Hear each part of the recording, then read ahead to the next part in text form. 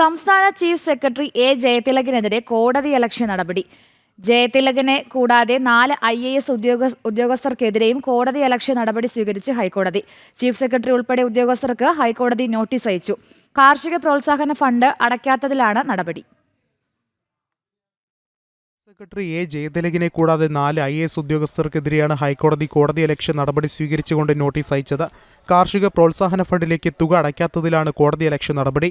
2024 November 28 ഹൈക്കോടതി വിധി നടപ്പിലാക്കിയില്ലെന്നാണ് കുറ്റാരോപണം. കുറ്റാരോപണങ്ങളിൽ മറുപടി സത്യവാങ്മൂലം നൽകാനും ചീഫ് ജസ്റ്റിസ് അധ്യക്ഷനായ ഡിവിഷൻ ബെഞ്ച് നിർദ്ദേശം നൽകി. പ്രഥമ ദൃഷ്ട്യാ കോടതിയലക്ഷ്യ കുറ്റം നിലനിൽക്കുമെന്നും ഹൈക്കോടതി ചൂണ്ടിക്കാട്ടി. ഭൂമി തരം മാറ്റുന്നതിന്റെ ഫീസിനത്തിലെ 10% തുക കാർഷിക പ്രോത്സാഹന ഫണ്ടിലേക്ക് നൽകണമെന്നായിരുന്നു 2024 നവംബർ 28 ഉത്തരവ്. 1600 കോടിയിലധികം രൂപയായിരുന്നു സർക്കാർ കാർഷിക പ്രോത്സാഹന ഫണ്ടിലേക്ക് നൽകേണ്ടിയിരുന്നത്.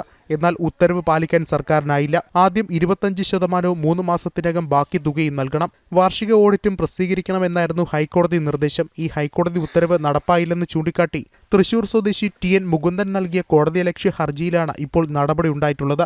ചീഫ് സെക്രട്ടറി ഡോക്ടർ എ ജയതിലകിനെ കൂടാതെ റവന്യൂ സെക്രട്ടറി അരവിന്ദ് ശ്രീവാസ്തവ, ധനവകുപ്പ് സെക്രട്ടറി കേശവേന്ദ്രകുമാർ, കാർഷിക ഉൽപാദന commissioner Tinku Biswal, land revenue commissioner Arjun Pandian എന്നിവർക്കെതിരെയുമാണ് കോടതിയലക്ഷ്യ നടപടി. ജനം, കൊച്ചി.